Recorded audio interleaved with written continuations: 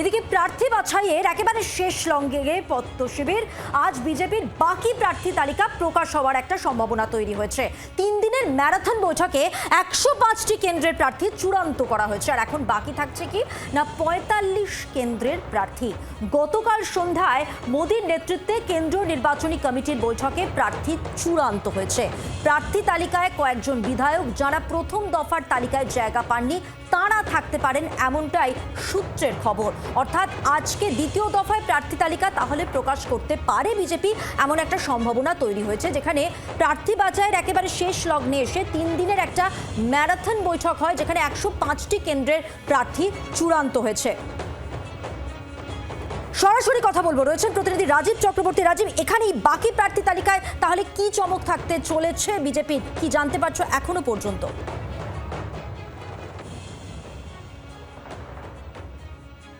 দেখো, তোমাকে প্রথমেই বলে রাখি, এবার বিজেপির প্রার্থী তালিকায় যেমন প্রথম তালিকায় কোনো চমক ছিল না, সেরকমই দ্বিতীয় তালিকাতেও কোনো চমক থাকার সম্ভাবনা অত্যন্ত কম। তার কারণ বিজেপির কেন্দ্রীয় নেতৃত্ব এবার যে পলিসি নিয়েছে, যে নীতি নিয়েছে, তাতে তারা বাইরে থেকে কোনো চমক নিয়ে এসে কাউকে প্রার্থী করার থেকে গ্রাসরুট থেকে যারা বিজেপির সঙ্গে জড়িত, বিজেপির দীর্ঘদিনের নেতা, বিজেপির দীর্ঘদিনের কর্মী, তাদেরই প্রার্থী করার উপরে জোর দিচ্ছে। অন্তত বিজেপি সূত্রে সেরকমই খবর। বেশিরভাগ ক্ষেত্রেই কোনো চমক থাকবে না। আমরা জানি বিজেপি 144 জনের প্রার্থী তালিকা কয়েকদিন আগেই প্রকাশ করেছে, বাকি থাকছে 150 জন।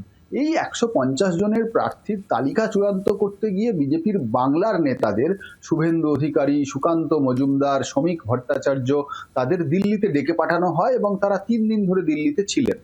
বাংলার রাজনীতিতে যখন নির্বাচনী দামামা বেজে গিয়েছে, যখন প্রতিপক্ষ প্রার্থী ঘোষণা করে দিয়েছে, তখন 3 তাবড় নেতাকে দিল্লিতে বসিয়ে রাখার উদ্দেশ্য এটাই ছিল, প্রার্থী তালিকা চূড়ান্ত করা।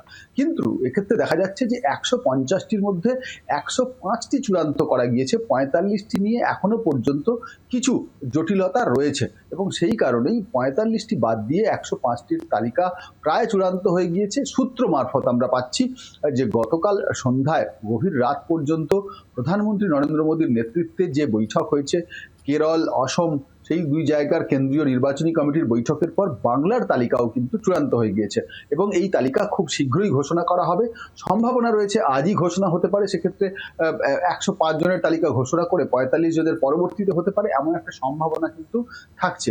আর এই তালিকার প্রকাশ করার আগে বিজেপি সূত্রে আমরা জানতে পারছি যে এবার তারা দলের নেতা কর্মীদের গুরুত্ব দিয়েছে, দলের পুরনো দিনের যারা কর্মী তাদের গুরুত্ব দিয়েছে। কোনো রকম চমকের পথে তারা হাঁটছে না।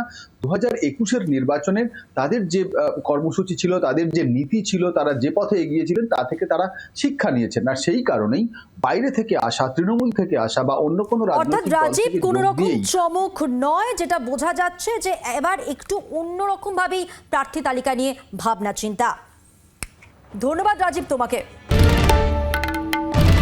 বাংলার আওয়াজ, বাঙালির আবেগ, জি 24 ঘন্টা।